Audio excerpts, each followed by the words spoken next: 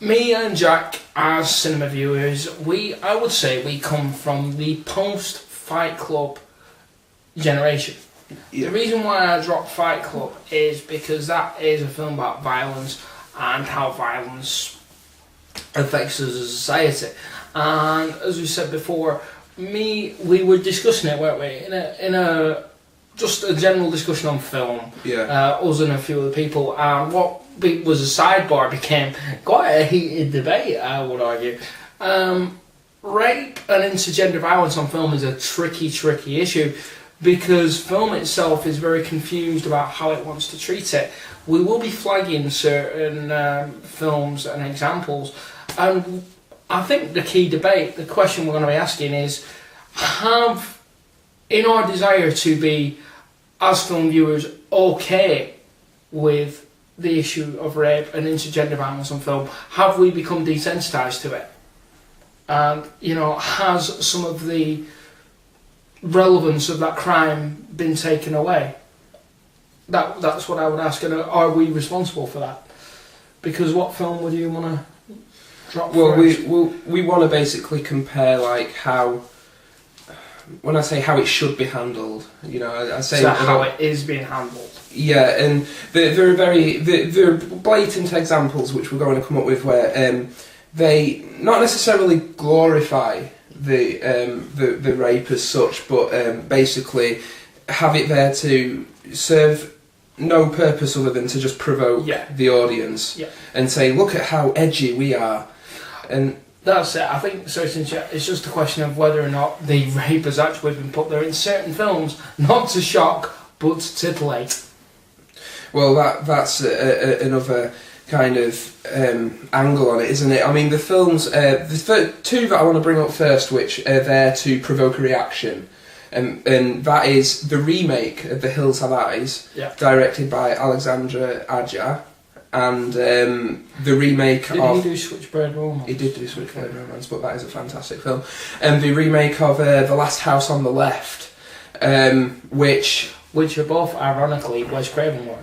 Yes, but although obviously he didn't really have anything to do with the remakes other than produce them and put his name on them. But those are two examples of how the rape is there to just shove it in the audience's face to get an R rating, really. Yeah. And it's quite difficult to watch, not because of what you're seeing on screen, but why you're seeing it, knowing that it's there for no other reason. I mean, first you could look at the Hills of Eyes. I have not actually seen The Last House on the Left remake. Right. Well, for me, the Hills Have Eyes remake was particularly exploitative because it was, let's get the cute blonde-haired, blue-eyed girl from Lost and bend her over something and have a mutant banging away. Sorry, it sounds funny when you put it like that. Well, that's because that's literally how the scene's shot. Initially, I was like, oh, fair play. I can see the context of this. She's ironic considering how she's Australian, but it's Miss Americana being, brutally abused.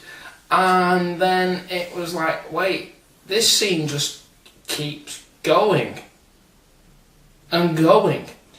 It's the Energizer Bunny of rape scenes. What's going on here? Well, it escalates as well. It gets to the point where her the character of her sister comes in and then she's abused and while the baby is held at gunpoint and it escalates into a clusterfuck of a scene. And I'm not offended really by anything in film, but I can see that was offensive material. Yeah. I mean, I didn't personally find it offensive. Cards on the table, I quite enjoyed the remake of The Hills Have Eyes. For me, and this is where I'm going to come across as the correct still man, for me, The Hills Have Eyes remake was where I sat there and went, yeah, too far.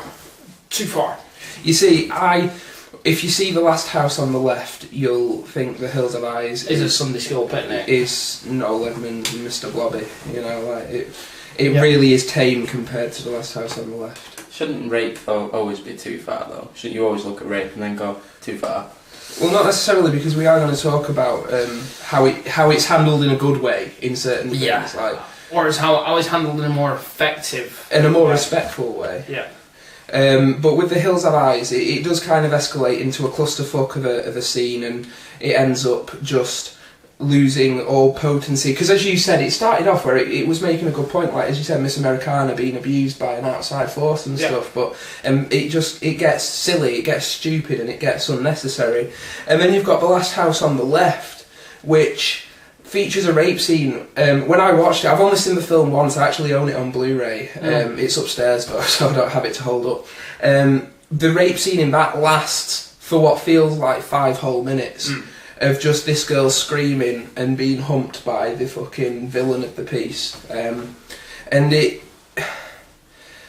it's not shot in a way that glorifies it, it's shot and shows it for what it is. It's a horrible... It's a violation. Yes, it is. But to keep the camera on it, graphically, for such an amount of time, you realise then that, they want to provoke us. Yeah. And they want us to go away thinking like, that horror film really pushed the boundaries and shit like that. Wow, really edgy. Yeah, as I said, look at how edgy we are, look at how brilliant we are for doing this and to break down these walls and boundaries of modern cinema, and it comes across as just being juvenile and pretentious, and it, when I say respectful of the subject matter, it just...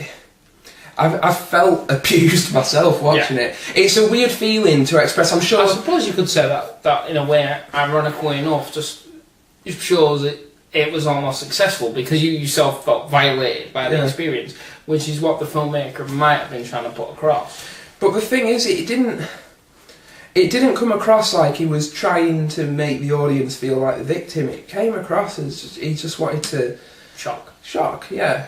Because then you can... Like, that scene, the rest of the film is just violence for the sake of violence. It's just a trashy horror movie, slasher film, whatever. And you know that they obviously have no kind of deep ideals or anything like that. It literally is just to provoke. And anybody who's seen The Last House on the Left remake will probably get what I'm getting at. Like, if the rest of the film had been treated that way, then maybe it would have had a message. But it didn't for me.